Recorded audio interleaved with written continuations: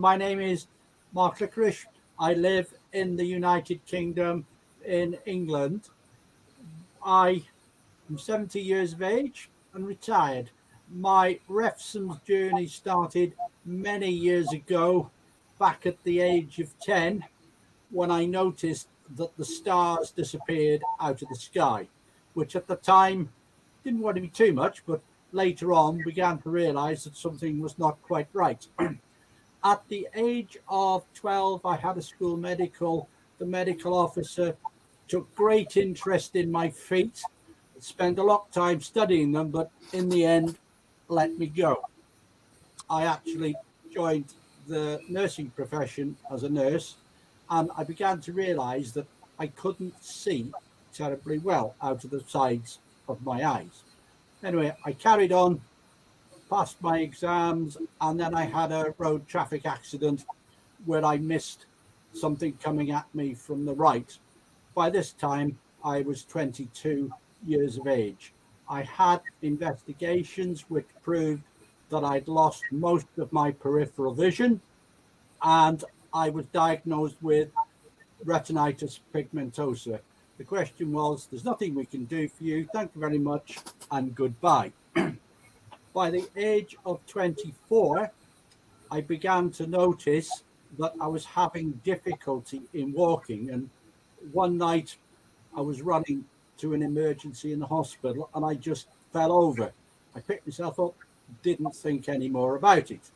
But then it continued to the point where I couldn't actually walk and I ended up in a wheelchair.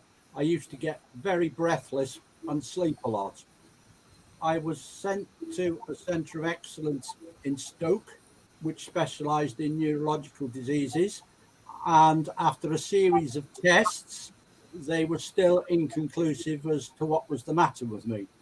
They had grand rounds, and one of the young SHOs ventured a diagnosis of Refsum disease to the professor of neurology. The professor of neurology told him not to be so stupid.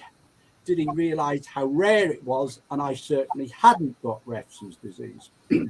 So he sent, unbeknownst to the prof, a blood to the labs for analysis. It came back. 3 days later, the prof was back at my bed and said, it would appear I was wrong. You have Refsum disease. And as a result of that, people hadn't seen a case of Refsum in the UK for over 10 years. So I was paraded in front of various specialists up and down the country. They started me on the Refsum diet, and within 3 months, I could actually walk again. And within 9 months, I was back at work. I've continued to live on the diet, and I continued to work until I was 60, when I decided enough was enough and I retired. I was introduced to the DARE Foundation in 2019. I became a UK ambassador, and I'm now currently a board member of the DARE Foundation. Whilst at 70, I feel I've lived with Refsum for a long time. I believe that we can cure it. And I guess my mission now is to ensure that newly diagnosed patients get the best chance that they can of living a fairly normal life. If I consider my brother was 16 when I was diagnosed with Refsum, he also has it. He's had a head start.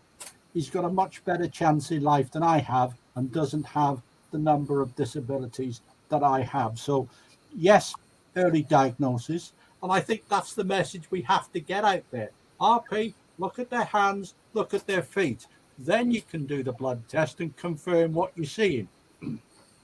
I'd like to think that as a group, what we do now will pave the way for subsequent patients who hopefully will be diagnosed much sooner, and they will not have some of the symptoms that we currently have, and they will get themselves on a diet to wait for the day when eventually we will cure or eradicate Refsum disease.